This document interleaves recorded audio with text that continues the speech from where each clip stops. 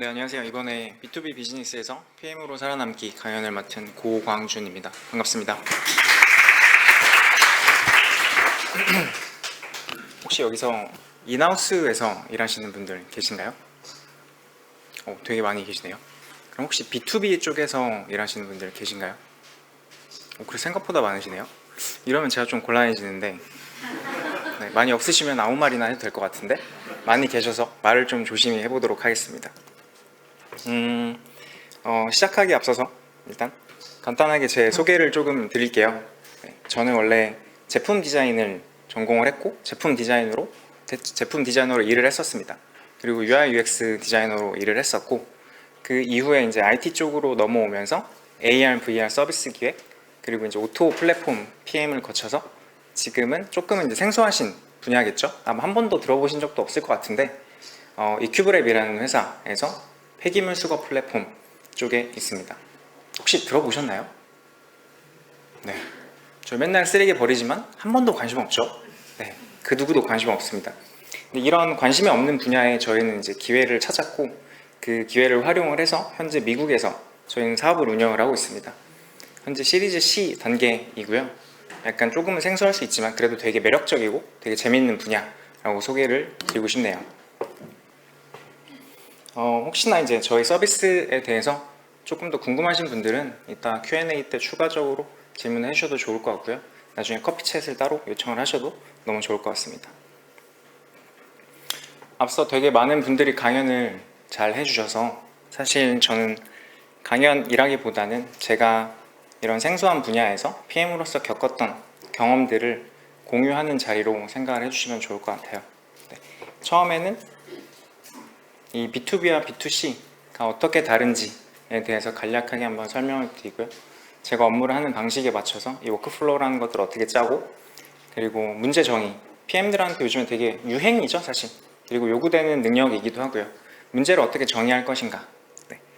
그리고 이걸로 어떻게 임팩트를 측정할 수 있는가, 임팩트를 어떻게 끌어낼 것인가, 그리고 이런 많은 백로그들을 가지고 우선순위를 어떻게 설정할 것인가, 그리고 결국에는 이 문제를 어떻게 해결할 건가에 대해서 제 경험을 바탕으로 한 번씩 설명을 드려보도록 하겠습니다.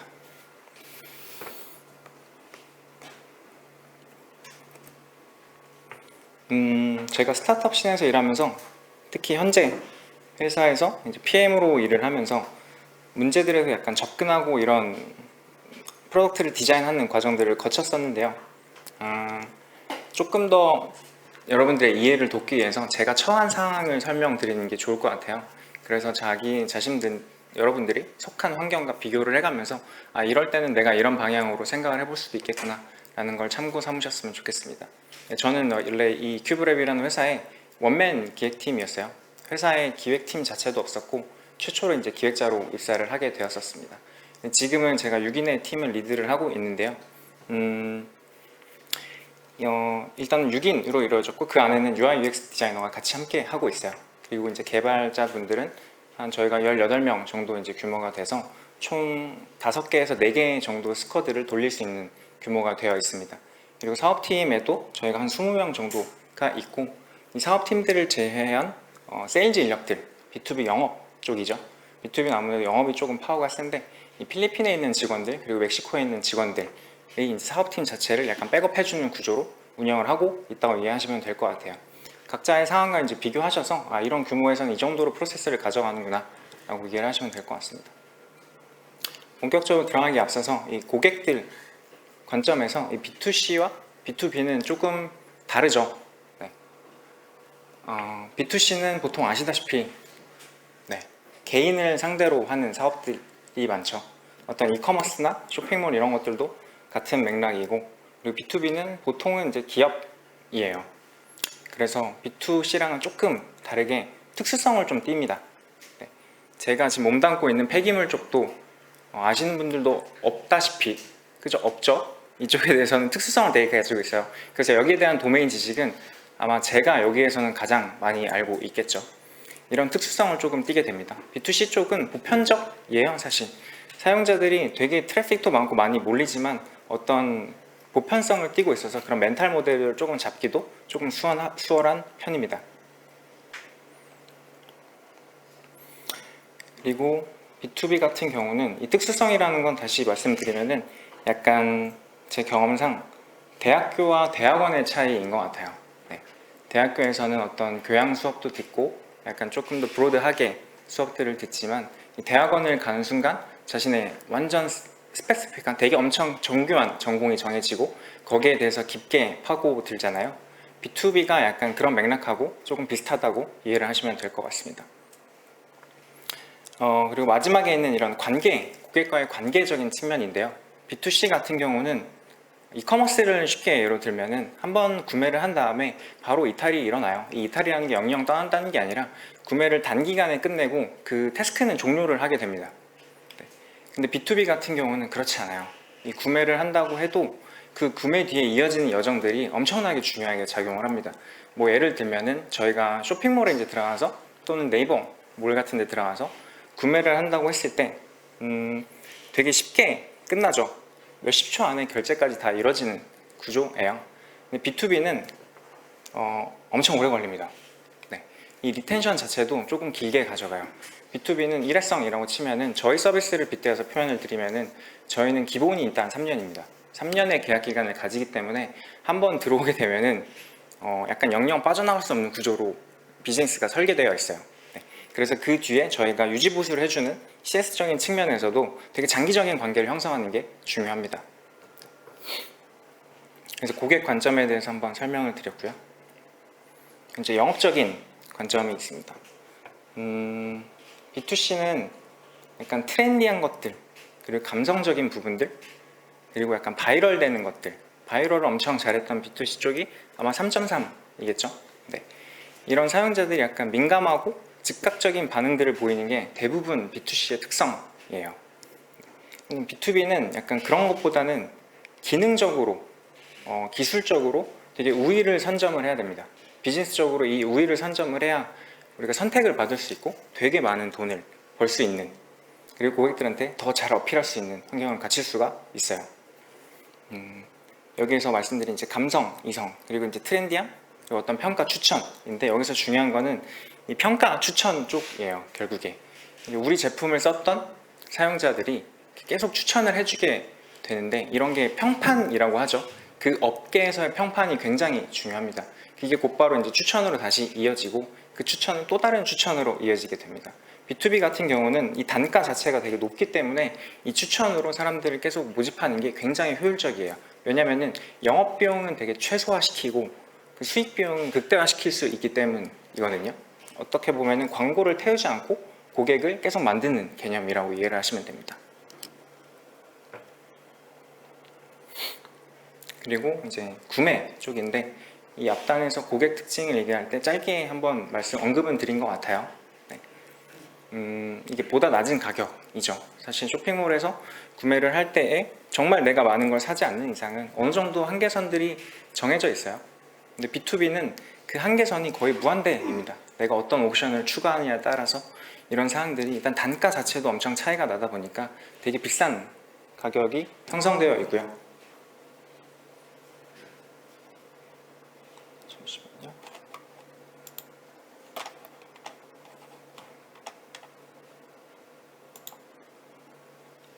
네. 그리고 B2C 단기적인 여정이죠. 구매를 하고 이탈을 하는. B2B는 긴 구매 여정을 가지게 됩니다. 그리고 혹시 이런 단어를 제가 써도 될지 모르겠는데 그런 시발비용이라고 보통 표현을 하죠. 되게 충동적으로 내 감정 상태에 따라서 이렇게 지르게 되는 경향이 있어요. B2C는 이런 거에 되게 취약합니다. 그냥 내가 기분이 뭔가 꿀꿀해, 오늘 치킨이 되게 땡겨 이러면 치킨을 약간 주문하게 되죠. 이런 것들이 B2C의 되게 특징이라고 보시면 돼요. 왜냐면은 구매 결정권자가 바로 저기 때문이에요. 내가 결정할 수 있는 것들. B2B는 그렇지 않아요. 되게 계획적으로 접근을 합니다. 그리고 구매 결정권자가 제가 아니에요. 대부분. 네, 최종 결정권자는 재무부, 재무팀이겠죠. 또는 대표님이 결정을 하게 됩니다. 그래서 한번 언급드렸던 것처럼 짧은 리텐션을 B2C는 보통 가지게 되고요. B2B는 긴 리텐션을 가지게 됩니다. 이 긴 리텐션이라는 거는 결국에 영업을 하는 구매를 결정하는 의사결정도 여기에 포함이 돼요. 네. 그 치킨을 예로 들었듯이 단 한 번에 이렇게 결정할 수 있는 라인이 있고요. B2B 같은 경우는 결제 라인들을 각각 거치고 많은 이해관계자가 얽혀 있어요. 뭐 ERP 같은 것도 각 회사에서 한 번 쓰시면은 갈아타기 어려운 게 그런 이유들입니다. 그래서 긴 리텐션을 가질 수밖에 없죠.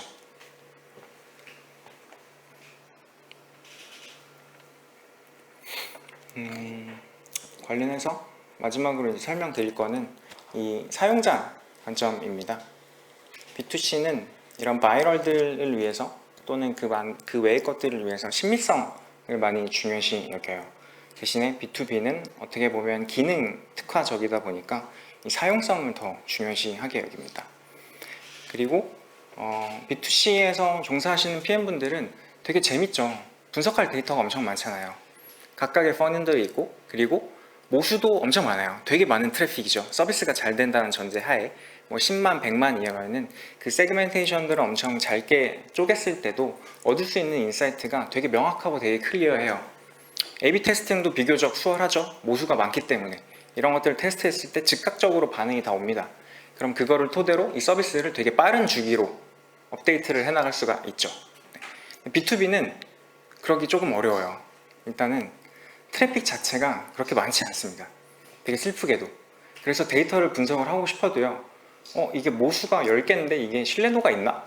라는 생각을 하게 되는 경우가 되게 많아요. 그리고 B2C는 이런 거 많은 트래픽을 바탕으로 하기 때문에 되게 보편적인 피드백들이 조금 중요시합니다. 그래서 VOC들을 수집을 해도 쭉 리스트업을 이제 로우 데이터들을 깔아놓고 이걸 카테고리화 시킨 다음에 어떤 카테고리에 속해 있고 뭐 만약에 결제 카테고리다 그런 그런 부분들을 이제 개선할 수 있는 아이디에이션들을 하게 되고 전략들을 수립하게 되는데요. B2B 같은 경우는 되게 특별해요. 이게 여기 적혀 있는 거는 주요 고객사 피드백이죠. 이거를 다른 얘기로 말하면은 저희한테 돈을 많이 내는 고객이에요. 네. 뭐 많은 고객이 필요도 없어요. 이 월마다 저희한테 10만 원을 내는 고객과 1000만 원을 내는 고객은 하나씩의 고객이라도 그 무게가 완전히 다르죠. 그러면 1000만 원을 내는 고객이 뭔가를 요청하면은 슬프게도 네 알겠습니다 하고 하는 수밖에 없어요. 네. 그게 약간 조금 자존심 상하기도 할 때도 있지만 이게 살아가는 그냥 섭리가 그런 것 같아서 좋게 일단은 받아들이고 있습니다. 마지막으로 아까 조금 말씀드렸던 이 구매자, 사용자가 B2C는 같아요. 네, 내가 옷을 사면은 그 옷을 내가 입고 그리고 내가 치킨을 시키면 그 치킨을 내가 먹고 이런 개념이죠. B2B는 다릅니다. 네. 일단 제가 사지 않았고요. 저희 대표님이 샀어요. 근데 제가 써야 돼요. 네. 대표님이 그냥 괜찮아 보여서 좀 괜찮은데 한번 사봐 하고 이제 결제 올리고 본인이 결제 처리하시겠죠. 네, 그리고 저한테 주고 이제 고대리가 한번 써봐요. 그러면 저는 열심히 이제 배우게 됩니다. 그런 약간 의사 결정 과정과 이 사용자의 특성이 있다라고 이해를 하시면 좋을 것 같아요. 네, 여기에서 이제 B2C, B2B에 대한 차이들을 조금씩 한번 각각의 측면으로 한번 봤는데요. 혹시 여기까지 궁금하신 거는 따로 없으시겠죠? 네. 있으시면 이 마지막에도 한번 또 질문을 꼭 해주세요. 이 워크플로우에 대해서 조금 설명을 해보려고 합니다. 어떤 회사에서는 뭐 플로우 차트라고 하기도 하고 여러 용어들을 뭐 유저 시나리오라기도 하기도 하죠. 여러 용어들을 혼재해서 사용을 하고 있는 것 같은데 저희 내부에서는 이 워크플로우라는 거는 실제 해당 업무를 진행한 사람의 업무 프로세스를 도식한 개념으로 잡고 있습니다. 이런 것들은 PM과 UI UX 디자이너가 이렇게 얼라인을 해서 이걸 바탕으로 저희는 진행을 하고 있어요. 또는 뭐 업무 흐름이라고도 합니다. 여기에 있는 워크플로우는 실제 저희 서비스의 단계예요. 네. 여기는 약간 뭐 대외비적인 측면도 있고 해서 되게 띄엄띄엄 제가 작성을 해놓은 문서이고요. 실제로는 엄청 더 복잡합니다. 많은 이해관계자가 얽혀져 있고 되게 복잡해요. 이거를 바탕으로 한번 설명을 좀 드려보려고 해요. 간단하게 조금 부가적으로 설명을 하면요. 일단 영업 조직들이 영업을 합니다. 콜드콜 영업을 해요. 아무래도 한국이 아닌 다른 국가에서 저희가 사업을 하다 보니까 필리핀에 있는 직원들을 활용을 해서 미국 시간대에 맞춰서 이 B2B 비즈니스 오너들에게 전화를 하는 구조를 가지고 있습니다. 열심히 이제 전화를 해서 영어로 고객들과 소통을 하죠. 고객들과 어느 정도 되고 하필 또 이제 고객들 중에서도 매니저급이 있고 그냥 일반 직원이 있고 또는 디시전 메이커라고 불리는 의사결정권자가 또 있어요. 근데 이 의사결정권자 자체를 만나는 것도 굉장히 어렵습니다. 그 과정에서 많은 이탈이 일어나고요. 어쩌다가 한 리더급 또는 의사결정권자를 만나서 이런 얘기를 하게 돼서 가견적을 이제 요청하는 경우들이 있어요. 저희한테. 그럼 너네들이 어느 정도의 이거를 제공을 할 수 있는데? 라고 물어보는 거죠. 그러면 이제 이 세일즈 인원들은 거기까지 진행이 되면은 이 가견적을 이제 작성을 하게 됩니다. 저희가 정해놓은 기능별 또는 스펙별 시트가 있기 때문에 그거를 토대로 이 견적을 생성을 하게 돼요. 그리고 이거를 고객한테 메일을 통해서 전달을 하든 전화로 전달을 하든 어떤 방식으로 이제 전달을 하게 되죠. 이 과정에서 이제 고객은 이 견적에 대해서 검토를 하게 돼요. 이게 이 정도의 비용을 투자할 만한 일인가? 어느 정도 내부적인 프로세스를 따라서 검토를 하게 되고 최종 의사결정이 나게 되면은 저희하고 이제 계약을 할 수 있게 계약서를 전달을 하게 됩니다. 뭐 우리나라에 있는 모두 사인 같은 개념이죠. 저희도 그 도큐사인이라는 미국에 있는 서비스를 쓰고 있는데 그거를 통해서 전자계약을 하고 있습니다. 그렇게 계약이 끝나게 되면은 저희는 양방향 플랫폼이기 때문에 미국에 있는 다른 파트너한테, 다른 고객이죠. 또 다른 사이드의 고객이죠, 저희. 그 파트너한테 이제 연락을 하게 돼요. 네. 그래서 이 정도의 비용으로 너네가 서비스를 할 수 있어? 라고 물어보게 되고 그렇게 파트너들을 찾아다니면서 저희가 선택을 하게 됩니다. 그럼 파트너가 이제 배정이 되게 되고 그 파트너와 최종적으로 서비스 비용을 이제 협의를 하게 돼요. 이 비용 협의까지 다 끝나게 되면은 저희 고객 실제 고객한테 이제 서비스를 제공을 하게 되고 저희는 파트너로부터 이제 청구를 받게 되는 구조라고 이해를 하시면 될 것 같습니다. 이게 이렇게 설명을 하고 이렇게 놓고 보면 조금 복잡해 보일 수 있는데요. 되게 쉬운 예들이 많아요. 우리 주변에. 우리나라에서는 그 청소를 해주는 서비스들도 플랫폼들도 있죠. 청소업체와 그 청소를 해주길 원하는 사용자들을 연결시켜주는 플랫폼들도 있고 또는 이사 관련된 플랫폼들도 마찬가지예요. 그런 비슷한 맥락으로 이해를 하시면 조금 더 쉬울 거라고 생각을 합니다. 이렇게 업무 워크플로우를 그린 다음에 여기서 중요한 거는 결국에 얼만큼의 디테일한 상황까지 우리가 고려해서 그릴 것인가 예요. 이 정도로도 사실은 어느 정도 의사결정을 할 수 있어요. 몇 가지가 빠져 있긴 하지만 그거는 이 뒷장에서 천천히 설명을 드릴 거고 적어도 관계되어 있는 사업팀 인원들과는 이 워크플로우를 가지고 얘기를 할 수 있습니다. 만약에 이거 가지고 얘기를 못하면은 이 아래에 계속 디테일한 어떤 정책을 어떻게 가져갈지 라는 사항들을 계속 붙여 나가면은 충분한 얘기들을 또 할 수 있어요. 그래서 이 워크플로우를 펼쳐놓고 보면은 이제 사업팀하고 본격적인 얘기를 하기 시작합니다. 과연 우리는 어디가 문제일까? 이 과정 중에서 어디에서 고객들이 이탈이 일어나고 어떤 불만들이 있을까? 즉 문제를 이제 정의하는 단계예요. 요즘에 잡 디스크립션을 보면은 PM들이나 PO들의 역량 중에서 가장 많이 나오는 게 뭐죠? 네, 문제 정의죠. 근데 이게 뭔가 혹시 여기에 대한 해답을 명확하게 가지고 계신 분이 있으시겠죠? 여기에. 네. PM, PO들이 이거에 대한 고민을 엄청 많이 해요. 사실 문제를 해결하는 거는 제 기준에서는 그렇게 어려운 일은 아닌 것 같아요.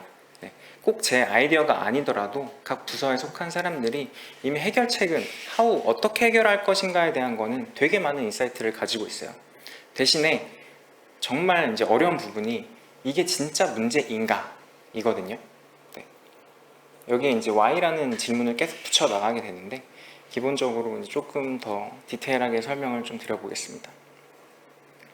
결국에 이런 각각의 퍼널들에서 우리 사업에 어떤 안 좋은 영향을 얼만큼 끼치고 있는가를 찾아내는 단계라고 보시면 돼요.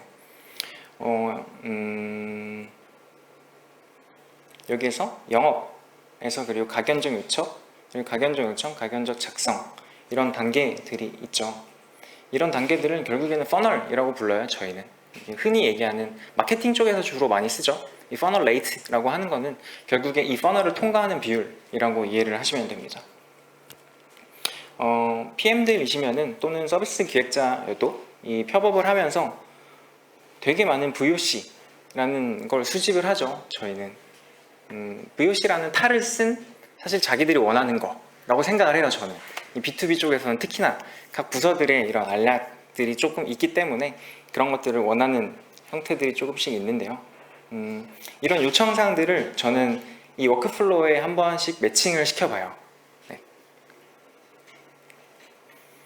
이렇게 매칭을 시켜봅니다. VOC들을 쭉 줄을 세우고요. 여기까지는 그 VOC의 빈도나 이런 것들은 사실 크게 중요하게 생각하지 않아요. 네. 영업 쪽에서는 리드의 품질이 안 좋다고 해요. 이 리드라는 거는 결국에 우리가 연락을 해서 얼만큼 계약을 따낼 수 있냐, 이 리드의 퀄리티라고 하는 거고요. 그리고 가견적 쪽에서는 이 견적받는데 시간이 오래 걸린다고 합니다. 네.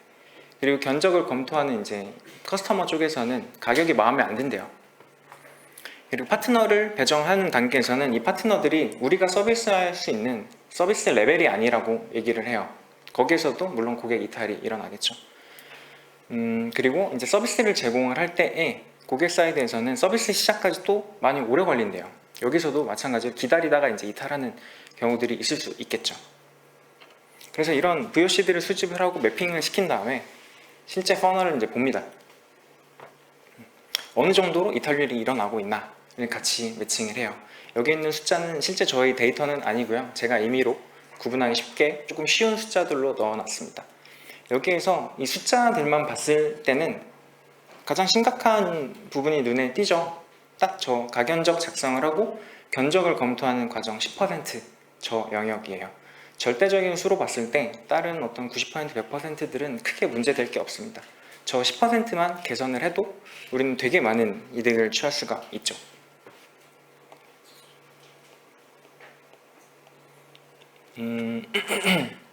이게 어느 정도 이제 이 퍼널 레이트나 이런 것들이 결정이 됐으면은 다음에는 이게 진짜 원인이 뭔지를 찾는 과정이에요. 아까 이 문제 정의라는 게 중요하다고 말씀드렸는데 여기까지는 되게 쉬워요.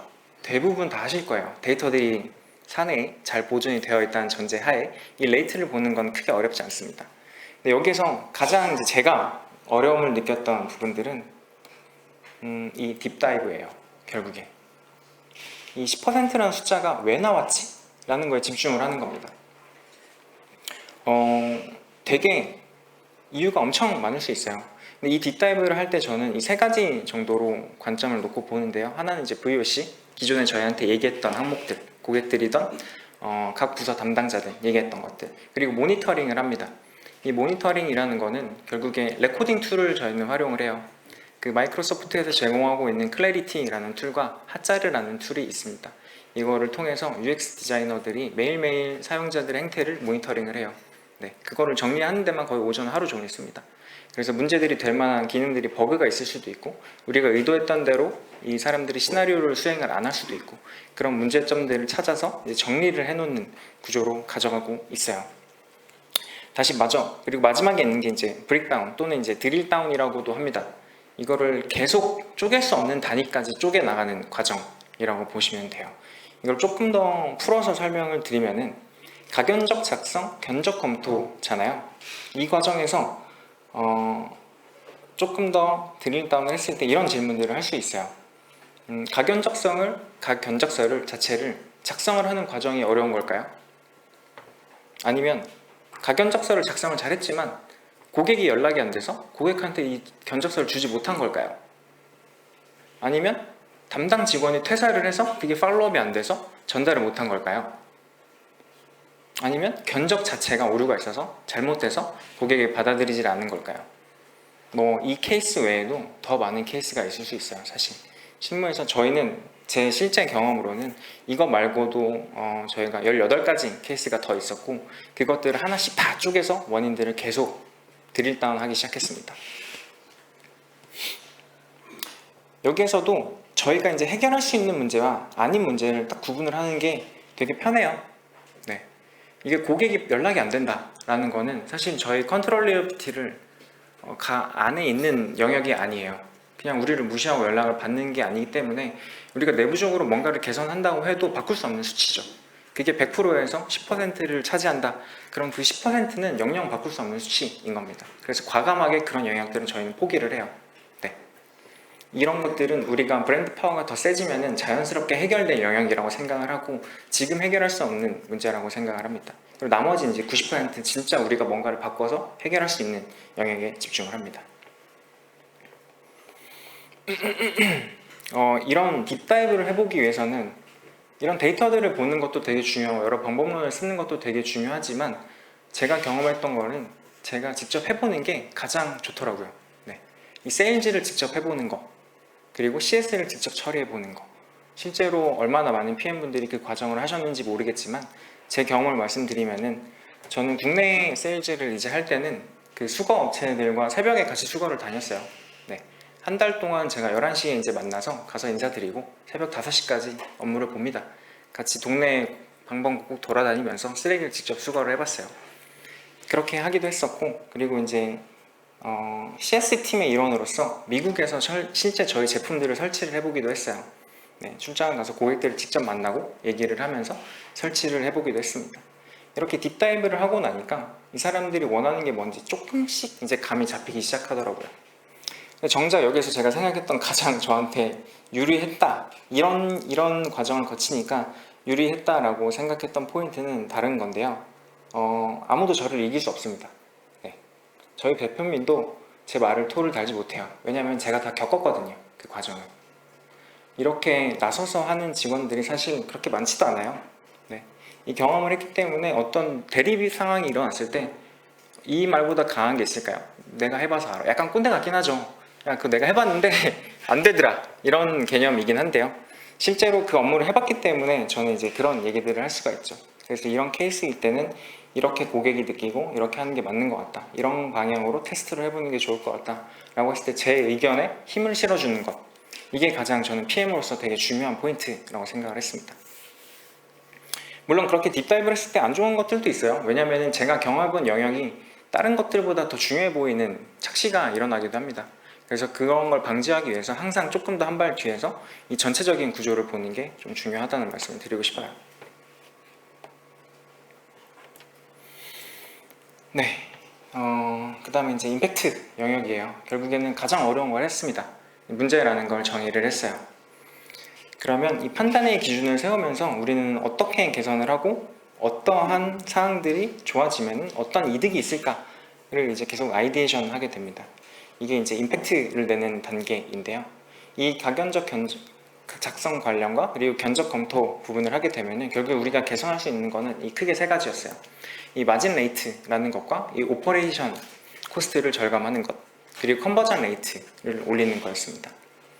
여기 있는 이 마진 레이트를 높인다는 것은 결국에 회사가 순이익을 더 많이 남길 수 있게 한다는 거죠. 네. 그리고 두 번째로 있는 이 오퍼레이션 코스트를 줄인다는 것은 이 견적서를 작성하는 과정을 간소화시켜서 이 과정에 인볼브되어 있는 직원을 자르던가 아니면 다른 조금 더 유의미한 일에 투입을 할 수 있게 하든가 라는 거겠죠. 네. 그리고 세 번째 이 컨버전 레이트를 높인다는 것은 저희가 이 처리 속도를 빠르게 하고 더 정확한 견적을 주게 되면 결국에 고객의 신뢰가 높아지기 때문에 우리랑 계약을 할 수 있는 확률이 더 올라갈 것이다 라는 거죠. 결국에는 매출이 높아진 회사에 좋은 영향을 끼치는 과정인 거죠. 네. 이런 것들이 아까도 말씀드렸지만 많은 잡 디스크리션에서 PM들에게 요구하는 역량이라고 보시면 될 것 같아요. 이게 그 중에서도 문제 정의 다음에 임팩트, 즉 나를 어필할 수 있는 역량. 그래서 어떤 비즈니스 임팩트를 내보셨나요? 라고 질문했을 때 설명할 수 있는 영역이라고 할 수 있습니다. 다시 한번 이제 랩업을 하자면은 어떤 문제부터 해결할 건가요? 네, 명확하죠? 하지만 이 수치들이 명확하지 않을 때가 너무 많아요. 뒷부분에 있는 게 제가 구분을 하기 쉽기 위해서 100%라고 했지만 저 영역이 10%일 수도 있죠. 그럴 때에는 과연 어떤 걸 기준으로 우리가 우선순위를 잡을 것인가 라는 논의를 또 추가적으로 하게 됩니다. 그래서 여기서 이어서 이제 설명을 드리려는 영역이 우선순위인데요. 저는 이 브라이스 지표라는 걸 활용을 합니다. 네. 결국에는 우선순위라는 거는 누군가는 기다려야 돼요. 어떤 부서는 한정없이 기다려야 됩니다. 그런 게 불만이기 때문에 이 우선순위라는 걸 정하고 공유를 해줘요. 각 팀에서 결국에 원하는 게 다른 거죠. 네. 대표님이 보통 많이 달라요. 네. 좀 그렇죠. 하지만 어쩔 수 없죠. 대표님 것도 그래서 같이 리스트업을 하고 이제 검토를 하기 시작합니다.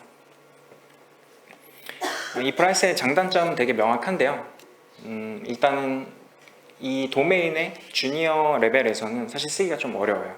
왜냐하면 여기서 두 가지 정도 지표가 PM에 되게 주관적인 성격이 많이 묻어나게 됩니다.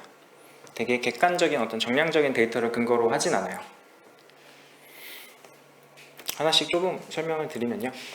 결국에는 이 비즈니스라는 거는 얼마나 비즈니스에 영향을 줄 수 있는지를 점수, 스코어링을 하는 거고요. 5점일수록 당연히 크죠. 저희 사업에서 발생하는 CS 중에 가장 심각한 문제가 이 쓰레기를 치워주기로 했는데 안 치워주는 상황이에요. 나는 이제 돈을 냈고 그거를 저희는 미스트 픽업이라고 해서 MPU라고 통칭을 합니다. 이해를 돕기 위해서 제가 설명을 드린 거예요. 이 MPU를 빠르게 해결해주면 저희를 떠나는 고객은 줄어들 거라서 일단 5점을 줍니다. 그리고 리치는 현재 이 MPU를 겪고 있는 고객들, 즉 이 상황을 겪는 고객들에게 우리가 얼만큼 많은 해결을 해줄 수 있는가 라는 걸 사용자 수로 잡아요. 그게 만약에 200이라고 칠게요. 네. 그리고 임팩트 자체는 이 불만족을 없앨 수 있는 것에 대한 임팩트인 거죠. 영향을 많이 끼친다 라고 한다면 당연히 5점을 이제 줄 수가 있습니다. 그리고 PMS로 생각할 때 이 기능을 해결했을 때 이 기능을 우리가 잘 해결할 수 있을까에 대한 확신이에요. 이걸 퍼센트로 넣게 됩니다. 이때 제가 당시 판단했을 때는 100%라고 예상을 했어요. 그래서 저는 100%를 과감하게 줬고, 그리고 마지막에 있는 것들이 이제 디폴트, 소프트웨어 팀과 이제 협의해야 되는 영역인 거죠. 이 기능을 개발을 하는데 얼만큼의 인풋이 들어갈까? 이제 맨데이를 산정을 하게 됩니다. 맨데이 기준으로 산정을 해서 이 15일이라는 작업 기간이 나오게 되고요. 여기 중간에 표가 조금 잘려 있는데 이렇게 다 계산을 하게 되면은 토탈 스코어가 이렇게 나오게 됩니다. 그래서 되게 많은 이 앞장에 있었던 왼쪽에 있는 게 실제 이제 저희 쪽에 있는 백로그들인데요. 이것보다 훨씬 더 많죠? 네, 몇백 개가 됩니다. 저런 것들을 이슈들을 접수를 할 때마다 제가 어느 정도 스코어링을 이렇게 다 해요. 네. 그리고 이 스코어링을 가지고 각 부서들에게 이제 전달을 해서 너네 거는 이 정도의 우선순위를 가지고 있고 언제쯤 될 거야 라고 공유를 하게 됩니다. 이것만으로도 사실 부족할 때가 있어요. 그럴 때는 사실 이해관계자분들을 다 모아놓고 워크숍을 열 때도 있습니다. 이 프라이스라는 것 자체로 어느 정도 우리가 앞으로 3개월 동안 개발해야 될 목록이 리스트업이 되면은 그 중에서 우선순위를 한 번 더 정할 때도 있어요. 다 모아놓고 이걸 요청했던 사람들한테 저희가 요약된 정보들을 다 전달을 받고 그 자리에서 각각의 리드급들이 투표를 합니다. 스코어링을 하는 거죠. 다시 한번. 이거는 몇 점이다, 이건 몇 점이다. 각각 투표를 해서 가장 많은 점수를 얻은 것들을 당장 이제 다음 주에 시작해야 되는 애잘 아이템으로 지정을 하고 진행을 하게 됩니다. 이렇게 됐을 때는 사실 속으로 불만은 있겠죠. 당연히. 내게 왜? 이렇게 생각을 하시지만 겉으로 이런 불만을 얘기할 수 없어요. 모두가 다 합의를 한 사항이고 이게 비즈니스에 임팩트를 많이 끼칠 거다라고 예상을 하는 영역이기 때문에 우리는 그거를 최우선 과제로 삼고 진행을 하게 됩니다. 그래서 이건 우선순위에 대한 말씀을 드렸고요. 네. 결국에 이걸 어떻게 해결했냐? 저희는 이거를 자동 견적 기능이라는 걸 구현을 하면서 해결을 했습니다. 네. 결국에 마진 레이트 자체를 높였고요. 자세한 수치는 제가 설명을 드릴 수는 없지만 마진 레이트 자체 높였고요. 오퍼레이션 코스트 당연히 낮췄습니다. 네. 그리고 컨버전 레이트 당연히 높아졌습니다. 그리고 되게 성공적으로 이 프로젝트는 마무리가 됐고요. 지금은 계속 이제 유지 보수를 하는 단계인 거죠. 여기에서 이 마진 레이트 자체에도 여러 가지 항목들이 있었어요. 휴먼 에러 또는 어뷰징, 약간 백마진이라고 보통 부르죠. 이게 익숙하신 용어이실지 모르겠지만 고객과 어느 정도 짜고 자신이 백마진을 챙기는 그런 세일즈 인력도 있었어요. 되게 안타까운 일이지만 그런 사람들도 있더라고요. 네. 그리고 이 컨트리뷰션 마진을 저희가 관리자 단에서 직접 설정할 수 있게 함으로써 비즈니스의 수익성을 계속 저희가 유동적으로 바꿔갈 수 있었다. 그래서 이 마진 레이트 자체에 저희가 기여를 했었고요. 그리고 이거를 사람이 아닌 실제 기능이 제공을 하다 보니까 기존에 사람이 해줄 때는 막 2, 3일 걸리는 경우들도 있었어요. 이 견적서를 내주는데. 근데 이런 거를 10초 안에 다 끝냈죠. 사실 이제 원하는 서비스 레벨을 적으면 바로 견적이 나오게 되고 나는 고객하고 이제 실시간 전화를 하면서 줄 수 있는 수준까지 저희가 개선을 했습니다. 그리고 마지막으로 이 컨버전 레이트 자체도 결국에는 기다리다가 떠나는 고객들이었어요. 저희가 길게는 뭐 두 달 또는 세 달까지도 고객하고 협의를 하면서 계약으로 전환시키는 케이스들이 있지만, 이 기능을 이제 사용하고 나서부터는 보편적으로 많은 이탈이 일어났던 1주, 2주의 고객 유저분들이 있었는데, 이 비율들을 거의 50% 이상으로 저희가 개선을 했습니다. 즉 이탈을 하지 않은 거죠, 그 50%의 고객들이. 여기까지가 일단 제 프로그램 서빙 과정까지 설명을 드릴 수 있는 과정이고요. 네. 마지막으로 그냥 드리고 싶은 또는 하고 싶은 말은요, 네. 저는 되게 원맨 팀으로 시작했고 되게 많은 일들을 했었어요. 아까도 설명드렸던 것처럼 세일즈, 영업을 실제로 해보기도 하고요, CS도 해보기도 하고, 그리고 지금 이제 프로덕트 팀 리드를 맡고 있는데 되게 작고 소중해진 저의 육각형인 거죠. 보통 큰 육각형을 기대를 하시겠지만 현실에선 없더라고요. 네, 적어도 제 경험 안에서는 불가능하다고 생각하고요. 그래서 여러분들도 이런 과정들을 거치셨으면 좋겠어요. 제가 이 과정을 이렇게 체계화시켰던 이유는 결국에는 저의 시간을 선택과 집중을 해서 쏟고 싶었기 때문이었어요. 그게 육각형 모델이 아니라 그냥 하나만 있어도 괜찮았거든요, 저는. 그래서 온전히 집중하기 위해서 이런 프로세스를 조금 더 다듬었었고요. 결국에는 효율적으로 일하고 싶었던 거죠. 네, 그래서 여러분들 모두 뾰족한 삼각형이 되시길 바라면서 이번 강연을 마치도록 하겠습니다. 감사합니다.